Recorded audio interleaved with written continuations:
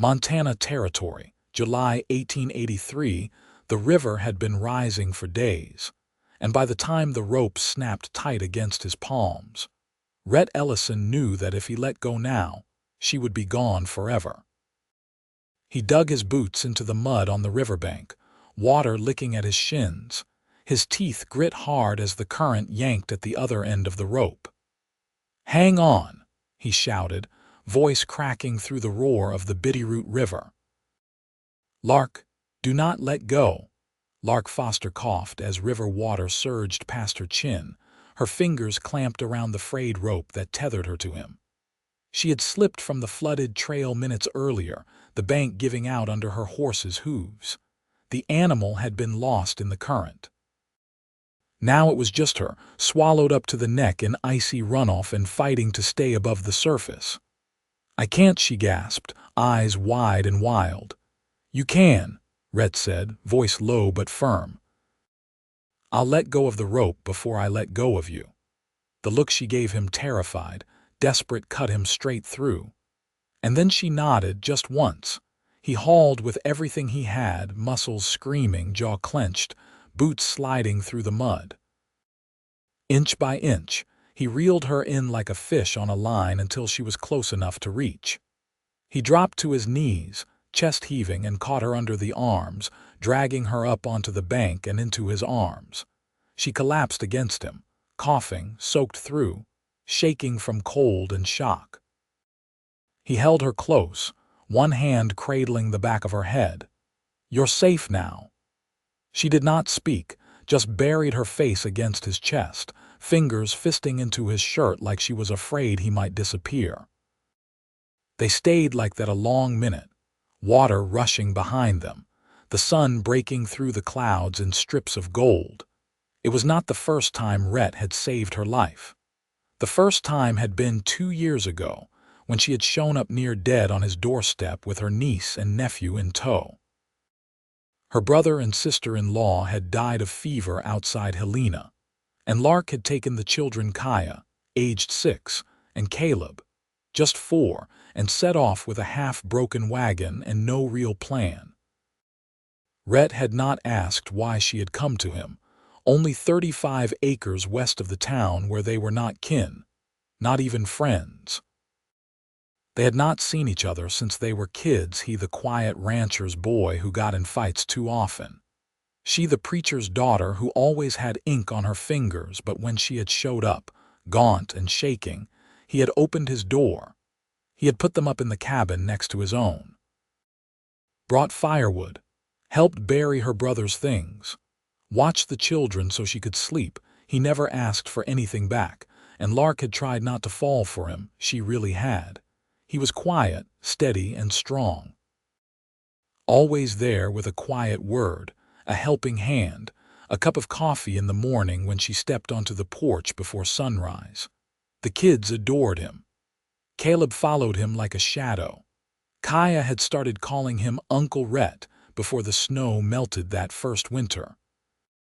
And now, lying in his arms, soaked and trembling beside a river that had nearly taken her, she realized something hard and clear. She had never stopped falling, maybe she never would. He pulled back just slightly to look at her. "Can you breathe all right?" She nodded, voice hoarse. "Yes, good." "Let's get you warm." He helped her to her feet, one hand never leaving her waist. She leaned into him, every inch of her aching. Her skirts were heavy and soaked, her boots filled with water. But she was alive, because of him. They walked back to the cabin slowly, past the twisted, broken path where the trail had given way. The kids were waiting on the porch, Kaya's face pale, Caleb clutching her hand. "Mama," Caleb cried, running down the steps. Lark dropped to her knees, opening her arms. Caleb threw himself into her, Kaya following. She held them both, eyes closed, tears mixing with the river water on her cheeks. "I am all right," she whispered. "I am all right. Uncle Rhett got me out." Rhett stood back, giving them their moment, but Kaya turned and wrapped her arms around his waist. "Thank you," she said softly. He only nodded, resting a hand gently on her shoulder. Inside, Rhett stoked the fire in Lark's cabin while she changed into dry clothes. He boiled water for tea, laid out a blanket, and set a kettle on the stove. When she came out wrapped in a shawl, her hair loose and damp, she looked half ghost, half saint. He stood, quietly handing her a cracked ceramic mug. Chamomile. She took it with both hands. Thank you. They sat in silence for a while as the children played in the corner, the warmth of the fire slowly working its way into her bones. Finally, she said, I thought I was going to die. You did not. I would have if you had not been there. He looked at her, eyes steady. I will always be there. Her throat tightened. You say that like you mean it. I do. She blinked, looked down at her tea, then back at him. Why? He was quiet for a long moment, the only sound the crackle of the fire and Caleb's quiet humming. Then he said, Because I love you. Her breath caught. I have loved you since the day you showed up with those kids and tried to act like you were not falling apart. I have loved you every day since. He paused. You do not have to say it back. I just need you to know. Lark stared at him, her heart thudding. She set the mug down, stood, and crossed the room. He stood up too, unsure, and then she reached for his face, her hands trembling slightly. I love you, she said, voice thick. I think I have loved you since I was 16 and you helped me up when I fell in the churchyard. You just never knew it. He leaned in, forehead resting against hers. I know it now. And then she kissed him. It was not soft or shy. It was the kind of kiss born of near death and too much waiting. Her hands tangled in his shirt, his arms wrapped around her like he would never let go. They kissed like the world had narrowed to just the two of them, like nothing else mattered. When they finally pulled back, both breathing hard, she touched his cheek. You really would have let go of the rope before you let go of me, he nodded, serious. Every time. She smiled through her tears. Then I am never letting go of you either. By mid-August, the river had receded, but the ground still held the memory of it. Low places stayed soft with mud, and the banks wore fresh scars where the water had torn through brush and root. Rhett spent the better part of each morning mending the fence along the eastern edge of his land, where the current had carried away 3 posts and half a dozen rails. Lark came out after breakfast with a basket of biscuits wrapped in a kitchen cloth, her apron dusted with flour and her sleeves rolled. Kaya walked beside her carrying a tin of boiled eggs. Caleb trailed behind with a pail of well water, both hands gripping the handle and his tongue sticking out in concentration.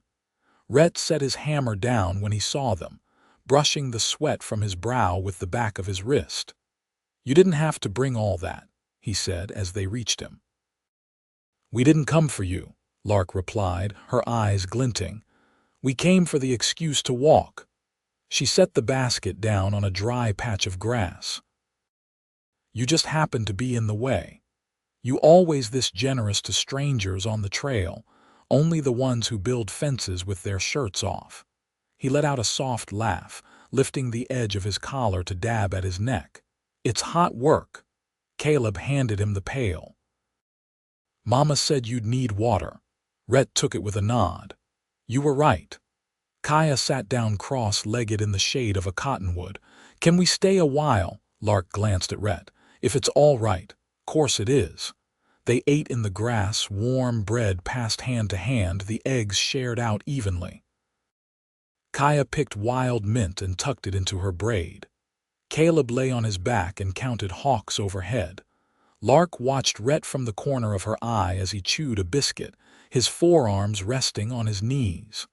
The sun caught in his hair, turning the ends copper. You ever think of leaving this place? She asked him, her voice low enough not to carry to the children. He shook his head. Not once. Even when the winters come hard, he looked out toward the tree line. Even then. She nodded slowly. I used to think I'd end up in a town with a church and a schoolhouse and a neighbor on every side. You miss that, sometimes, she admitted, but it never felt like mine, not like this does. He turned to her. You saying this place feels like yours now, I'm saying I want it to. He didn't answer right away, but something in his face shifted, like a gate opening. He reached for her hand where it rested on the grass. I want that too. Kaya's voice broke the stillness. Mama, can Rhett teach me how to use a hammer? Lark looked to him. That all right, he nodded. Only if you're ready to get splinters, Kaya grinned. I'm ready. They spent the next hour along the fence rail, Kaya mimicking Rhett's movements while Lark showed Caleb how to peel bark off a stick clean. The boy's fingers were nimble, and he worked with quiet seriousness. When the sun dipped lower and the wind picked up, Lark gathered the empty basket and stood. I should get supper started. Rhett walked them back as far as the split in the trail, where the trees grew dense and the air smelled of pine sap. He stopped there, his hand brushing hers. You're not alone here, he said, I know. You don't have to do everything by yourself. She looked up at him, her mouth soft. I'm not used to letting someone help, he nodded. I'll wait as long as it takes. She stepped in close and kissed his cheek, her lips warm against his skin. Don't wait too long. She turned and walked on, Kaya and Caleb skipping ahead.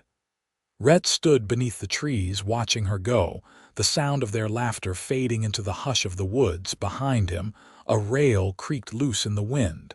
He didn't turn to fix it. Not yet. He just stood there, hand at his side, cheek tingling where her mouth had touched it, and let the moment settle around him like the first breath after a storm.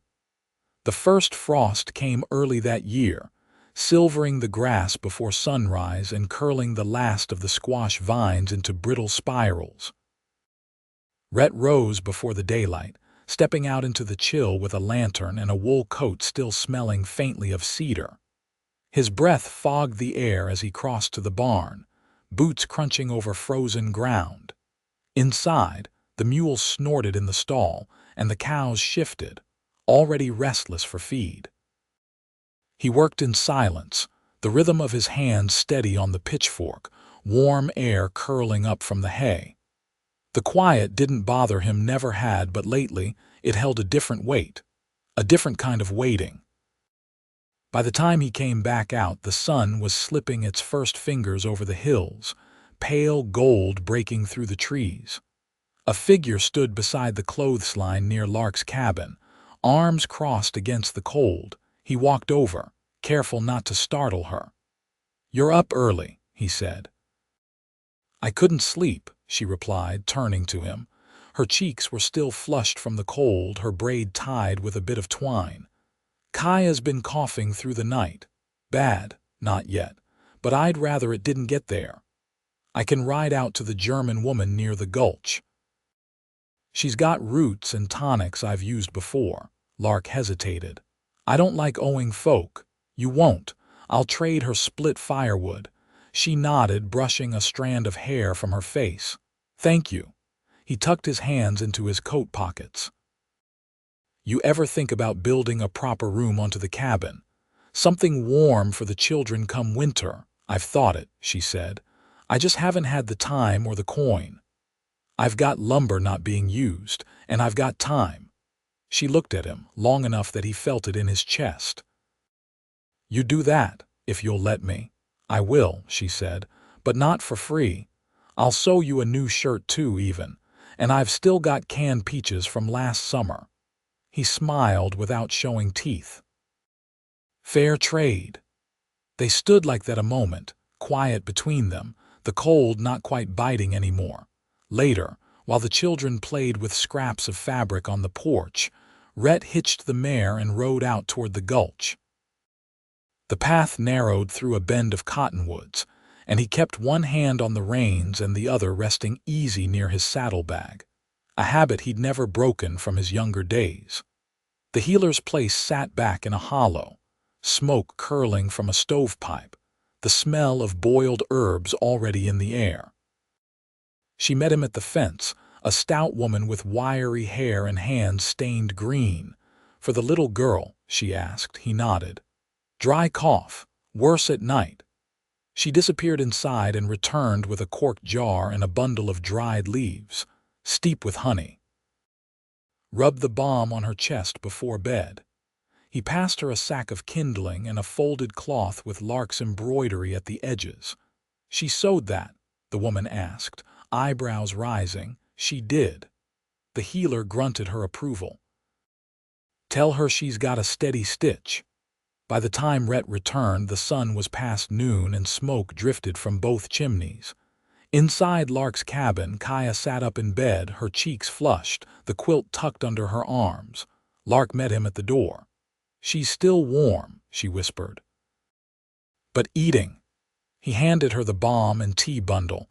"Give it 3 days." "I will." He lingered on the threshold, reluctant to leave.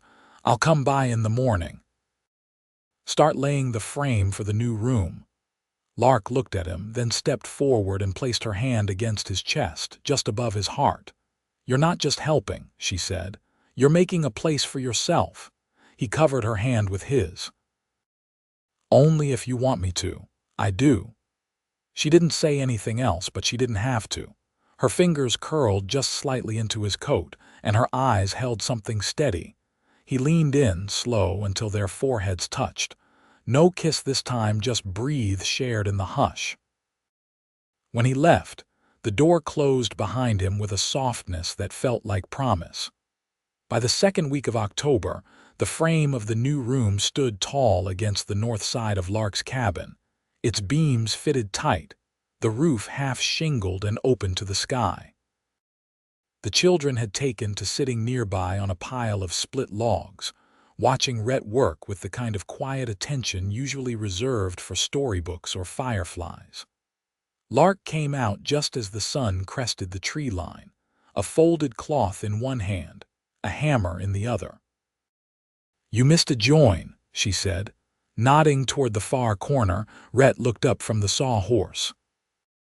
"Was wondering how long it'd take you to point that out. I didn't want to embarrass you while you had an audience." She handed him the cloth inside, a heel of cornbread wrapped around a slice of cured meat.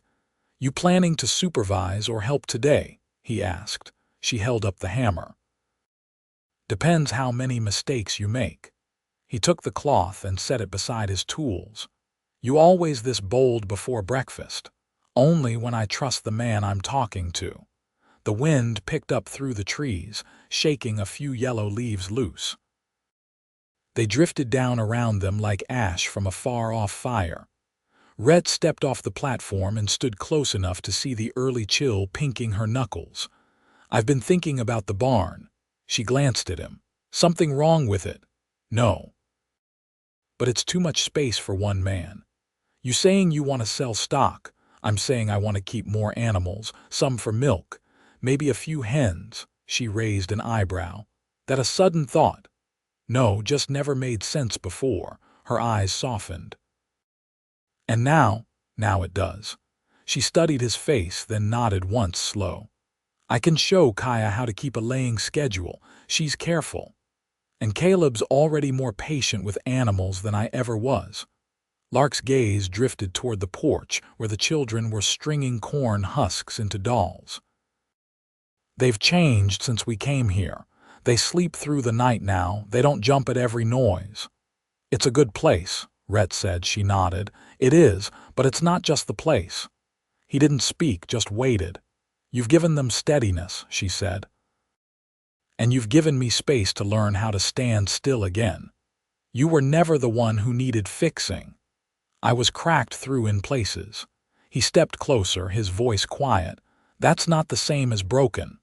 Her throat moved as she swallowed. "I never expected to feel safe again." "You are." The wind settled. The trees stilled. "I've been thinking too," she said. "About what?" "About winter, and what it would be like if we weren't in separate cabins." Rhett's mouth twitched with restraint. "You asking me to move in?" "I'm asking if you'd want to." He reached out, brushing his fingers against hers where she still held the hammer. "You don't have to ask twice." Kaya called out from the porch.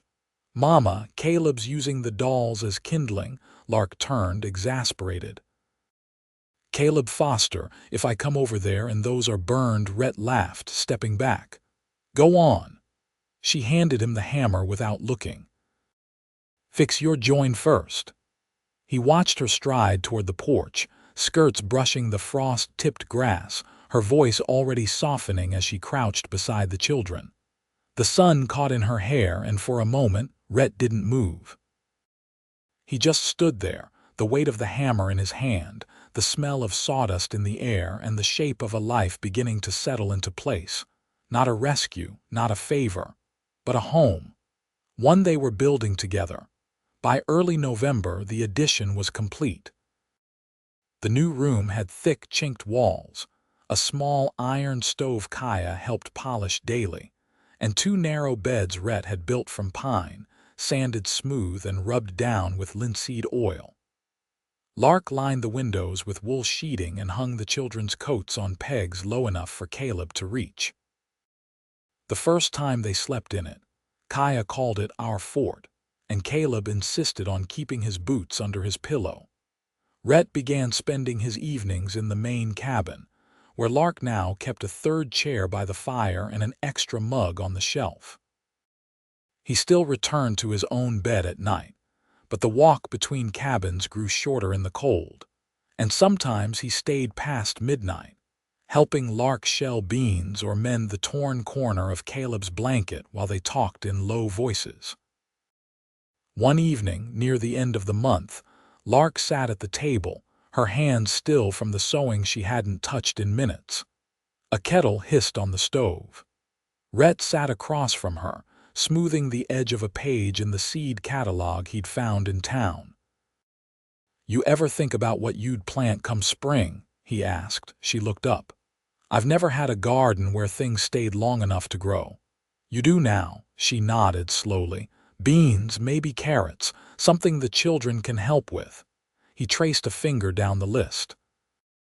"There's corn here short season, good for high ground. Corn needs space." "We've got space," she studied him. "You keep saying we." "I mean it." She folded her hands. "I know you do, I believe you." They sat quiet for a moment. The children were asleep in the new room, the door closed. The fire had burned down to a red bed of coals. "I've been thinking about the preacher in town," she said. He looked up. "You need him for something?" "I was wondering if he'd come out here." "To bless the house." She shook her head. "To marry us." He didn't speak right away. Not because he was surprised, but because he felt the weight of it settle in his chest like something long hoped for finally arriving. "You sure?" he asked. She stood and crossed to him, resting her hand on his shoulder. "You've already built a home around us. I'd like to make it yours, too. Not just in practice, in name." He turned his face into her palm. "I'll ride in tomorrow. Ask him to come Saturday." "Good." He rose and took both her hands in his, rough palms warm against her fingers. "I want to do this right." "You are." Saturday morning was clear and sharp, the sky the color of old tin. Rhett wore his cleanest shirt, sleeves rolled, collar pressed. Kaya had brushed Caleb's hair until it lay flat, and Lark had sewn a new ribbon into her dress, the same one she'd worn the day she arrived. The preacher came in a borrowed wagon, his wife beside him with a basket of biscuits and a smile that reached her eyes. They stood beneath the cottonwood near the creek, the children holding each other's hands, and spoke their vows with only the trees and the wind as witness. No rings, no music, just the preacher's voice, the breathless hush of winter coming, and the warmth of two hands joined. Afterward, Lark and Rhett stood alone for a moment while the others stepped back toward the house. "You nervous?" he asked, brushing a curl from her cheek. "No," she said. "Not even a little." He kissed her slowly, the kind of kiss that didn't ask for anything, only offered everything. She leaned into it, her hands resting at his sides, steady now, certain. That night he did not walk back to his cabin. He stayed, his coat hung by the door, his boots under the bench. Kaya and Caleb fell asleep listening to his low voice reading from the tattered almanac, the words soft and sure. When Lark came to bed, she found him already beneath the quilt, one arm outstretched. She slipped in beside him, the room quiet but for the wind outside. "I never thought I'd have this," she whispered. "You have it now," he replied, drawing her close. "And you always will." They lay together, the scent of pine smoke in the air, the weight of the world eased off their shoulders one breath at a time. Years passed gently. The next spring, Kaya planted beans in the furrows Rhett dug, and Caleb learned to mend harnesses and sharpen tools. They added a hen house and a second cow. Lark taught reading to neighbor children once a week around the kitchen table, her voice patient, her hands never idle. Every day, Rhett kissed her forehead before stepping out to the barn, and every evening she lit the lamp in the window before he came back inside. They built a life not out of rescue or need, but out of a love that had grown quiet and strong, rooted deep in the soil of second chances. And they never let go.